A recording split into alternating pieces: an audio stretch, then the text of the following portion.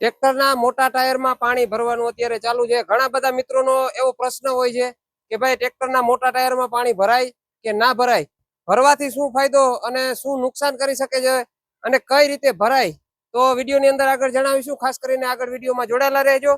પેલા તમને આપણે અત્યારે ઘરે જ ટ્રેક્ટરમાં ટાયરમાં છે, મોટા ટાયરમાં પાણી ભરવાનું ચાલુ છે, તો કઈ રીતે ભરીએ છીએ આવો પેલા તમને બતાવીએ કે અહીંયા જેક મારી દીધો છે, એટલે કે ટ્રેક્ટરનું ટાયર જે છે એને આપણે ફરતું હોય એ રીતે એટલું વધારે કરી દીધેલું છે।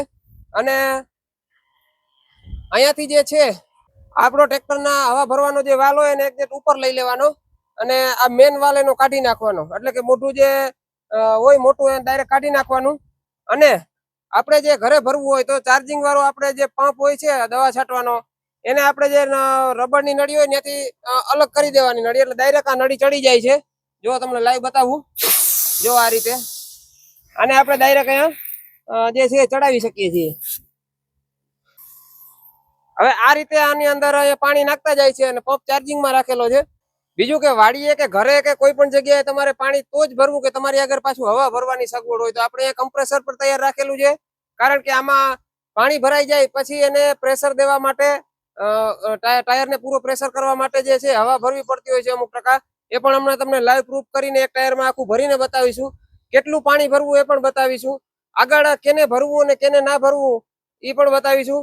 બીજું એક તમને વાત કરું કે તમારે કોઈ સર્વિસ સ્ટેશનમાં પાણી ભરાવવું હોય તો ખાસ એક એ અગત્યની બાબત રાખવી, કોઈ મિત્રો અજાણ્યા હોય પાણી ભરવામાં તો એને જો સર્વિસ કરવાનો પ્રેશર હોય, પ્રેશરથી ના ભરવું, નકર આપણા ટાયરને ને ટ્યુબને નુકસાન કરી શકે છે, એમાં હોલ કરી નાખે છે।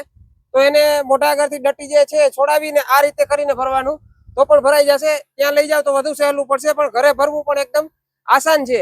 હવે આપણે હમણાં બતાવીશું કે કેટલો પ્રેશર રાખીએ, કેવી રીતે ક્યાં સુધી પાણી ભરવું, જેવું ટાયર હોય એ મુજબનું પાણી આવતું હોય છે।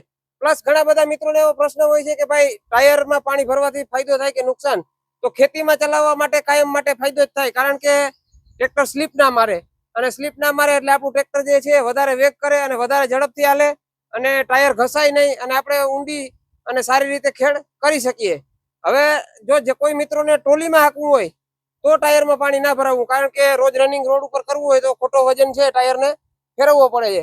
બાકી રેગ્યુલર કોક ક્યારેક ફેરા કરવા હોય તો કઈ ટાયરમાં પાણી નડતું નથી, અને ચોમાસામાં તમારે સાતીમાં કે વખેડવામાં કે ગમે એમાં હાંકવું હોય તો પણ પાણી કઈ નડતું નથી, અમે ટ્રાય કરેલી છે। તો હવે તમને બતાવીશું કે આપણે જોયું કે આ રીતે પાણી ભરીએ છીએ, હવે હવા ભરીને આગળ બતાવીશું। તો આમાં આપણે પાણી ભરાઈ ગયું છે, પાણી કેટલું ભર્યું છે તમે જોજો કે અહીંયા સામે નીકળે ફૂલ પ્રેશરથી પાણી, આપણે વાલ ફિટ કરી દીધો છે અત્યારે, જો આને ખોલીએ તો ફૂલ પ્રેશરથી પાણી આવે છે, એટલું ભરેલું છે। હવે આપણે આને પકડથી થોડુંક ટાઈટ કરી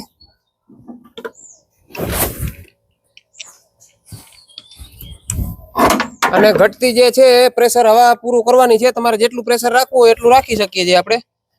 હવા પણ આ જ રીતે ઉપર રાખીને ભરવું એટલે પાણી ઓછું બહાર આવે, થોડું ઘણું પાણી તો બહાર આવે જ।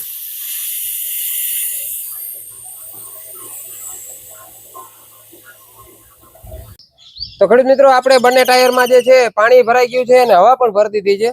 હવે જે મુજબ આપણે આમાં જોઈએ એ મુજબ હવા રાખી, હવા પ્રેશર માટે રાખવાની હોય છે, અને પાણી કેટલું આવ્યું તો તમારે જેટલું રાખવું હોય એ મુજબ રાખી શકો છો। આપણે અહીંયાથી સારામાં સારું ફૂલ પ્રેશરથી પાછું બહાર કાઢવા માંડ્યું ત્યાં સુધી રાખી શકો છો, ટાયર મુજબ વધઘટ આવી શકે છે પાણી। તો ભાઈ બતાવજો નજીકથી, જો 10 પ્રેશર બતાવે છે ટ્રેક્ટરનો, આપણે પ્રેશર બતાવવા માટે। હવે આમાં તમારે એવું થાય કે ભાઈ આપણે દબાય છે ટાયર વધારે ટેલર જોડવામાં કે, તો ખાલી થોડીક હવા ભરી દો એટલે એને છે ટાયર દબાવવાનું બંધ થઈ જતું હોય છે। આ રીતે તમે પણ હવા ભરી શકો છો, કોઈ વાંધો આવતો નથી ટાયરમાં કે ટ્રેક્ટરમાં કે હવા ભરવાનો। ફક્ત જ્યારે પંચર પડે મોટા ટાયરમાં ત્યારે બધું પાણી કાઢવું પડે ને પાછું ભરવું પડે, આ એક મોટી તકલીફ છે। પણ મોટા ટાયરમાં ટ્રેક્ટરના બહુ ઓછા પંચર પડતા હોય છે। ખેડૂત મિત્રો આવી માહિતી સાથે ફરી પાછા મળીશું, ત્યાં સુધી આપણી સાથે જોડાયેલા રહેજો।